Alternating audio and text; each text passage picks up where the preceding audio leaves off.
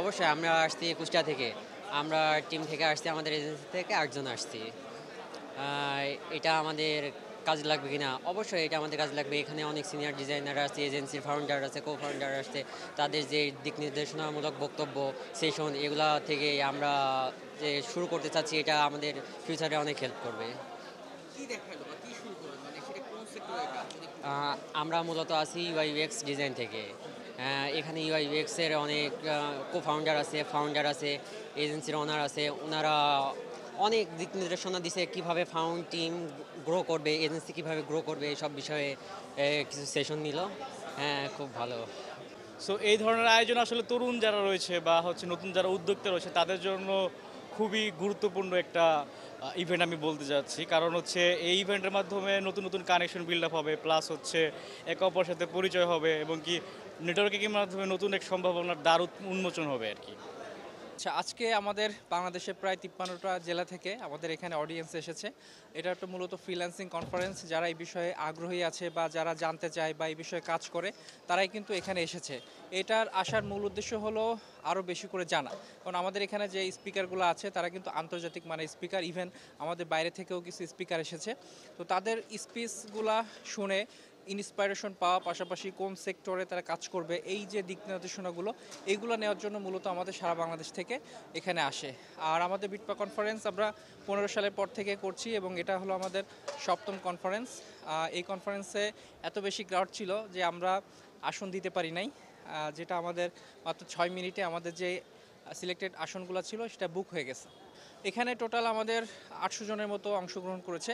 এর মধ্যে গেস্ট আছে, পার্টিসিপেন্ট আছে, সব মিলে টোটাল 800 জন। এই ডিজিটালাইজেশনের যুগে IT online platform is a big thing.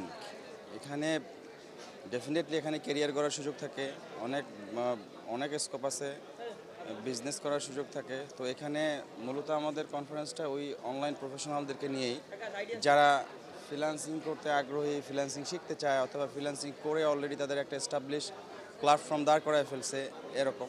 তো আমরা প্রতি বছর এই প্রোগ্রামটা করে থাকি এবং এটার এখানে আমরা আলহামদুলিল্লাহ ভালোই সাড়া পাচ্ছি। আমরা we can say this is a biggest conference in Bangladesh now. আমরা যেটা দেখে আসছি যে 2017 সাল থেকে এ পর্যন্ত কন্টিনিউয়াসলি এরকম, হ্যাঁ, কনসিস্টেন্সি বজায় রেখে কেউ এখন করতে পারেনি। তো আমরা আলহামদুলিল্লাহ এখন পর্যন্ত করে যাচ্ছি এবং অডিয়েন্সদের ভালোই সাড়া পাচ্ছি, তারাও আগ্রহী আমাদের এখানে আসতে। এটা it's a on kind of festive from আস। দর্শকদের সাড়া দেখলেও আমাদের টিকিট সেলিং, আমাদের টিকিট যখন ওপেন করি 8-9 মিনিটের ভিতরে আমাদের ফুল টিকিট সোল্ড আউট হয়ে যায়।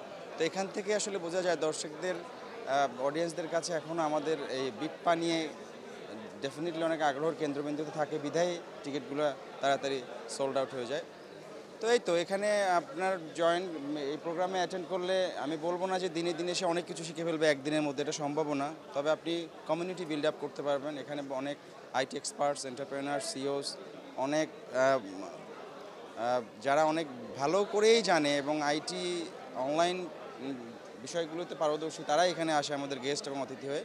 তো এদের কাছ থেকে অনেক গাইডলাইন্স পাওয়া যায়, ভবিষ্যতে কী করবে না করবে এসব সম্পর্কে অনেক কিছু ধারণা নেওয়া যায় এবং এগুলো তার কেরিয়ার গড়তে ডেফিনেটলি কোনো না কোনোভাবে হেল্প করে। আমরা মূলত একটা আইটি প্রফেশনাল অ্যাসোসিয়েশন। আমরা 2017 সাল থেকে মূলত বাংলাদেশের আইটি প্রফেশনালদের একত্রিত করে এই প্রোগ্রামটা করে থাকি। অলরেডি আমরা এটা 6 বার করেছি এবং এটা 7ম বার। তো আমাদের প্রোগ্রামের এখানে মূলত যারা জয়েন করে তারা হলো বাংলাদেশের বিভিন্ন জায়গায় আইটি সেক্টরে আছে, হয়তো বা আইটি উদ্যোক্তা, অথবা ফ্রিল্যান্সিং করে, অথবা আইটি রিলেটেড যে কোনো প্রফেশনে তারা আছে, অথবা যে কোনো ইঞ্জিনিয়ার্স আইটি রিলেটেড। তো তারাই এখানে মূলত জয়েন করে এবং আমাদের যে মূল উদ্দেশ্যটা, আমরা মূলত এখানে ইন্টারন্যাশনাল এবং ন্যাশনাল বিভিন্ন জায়গা থেকে আমাদের এখানে গেস্ট আসে, যারা মূলত 20 বছর বা 5 থেকে 10 বছর বা তারও বেশি এক্সপিরিয়েন্স এমন লোকও এখানে আসে। তো আমাদের যে মূল উদ্দেশ্যটা, যে এই যে যারা এক্সপার্ট, মানে যারা বিভিন্ন বছর এত বছর ধরে কাজ করছে, তাদের গাইডলাইনে যাতে এই যে যারা নতুন জয়েন করছে তারা এখানে জয়েন করে হয়তো বা একটা প্রপার পাথ বা কিভাবে কাজ করলে হয়তো বা ভালো কেরিয়ার ডেভেলপ করা পসিবল, এই জিনিসটার যাতে একটা আইডিয়া সে পায়। এবং অনেকে নানা ধরনের ভুল করে, যেমন ধরেন হয়তো বা ভালোভাবে গাইডলাইন নাই, সে বিভিন্ন ধরনের ভুল করে, হয়তো বা চেষ্টা কম করে। ধরলেন আপনি আমি শিখলাম, প্রপারভাবে না শিখেই কাজ পাওয়ার চেষ্টা করলাম। এই ধরনের ভুলগুলো যেন তারা না করে, এইটার একটা গাইডলাইন যাতে সে পায়। তো এটা মোটামুটি আমাদের এই বছর ইন্টারন্যাশনাল স্পন্সর ছিল ইলিভেট পে একটা ইন্টারন্যাশনাল প্ল্যাটফর্ম, এবং ইলিভেট পের যে সিইও উনিও এখানে উপস্থিত ছিল। এছাড়া এনসেফ, এনআরবি ব্যাংক সহ অনেক ধরনের স্পন্সর আমাদের এখানে উপস্থিত ছিল। তো আমরা মূলত চাই যে আমাদের আইটি প্রফেশনালরা একটা একই ছাদের নিচে আসুক এবং সবাই মিলে একটা কানেক্টিভিটি ডেভেলপ হোক, নলেজ শেয়ার হোক, এটাই আমাদের মূল উদ্দেশ্য।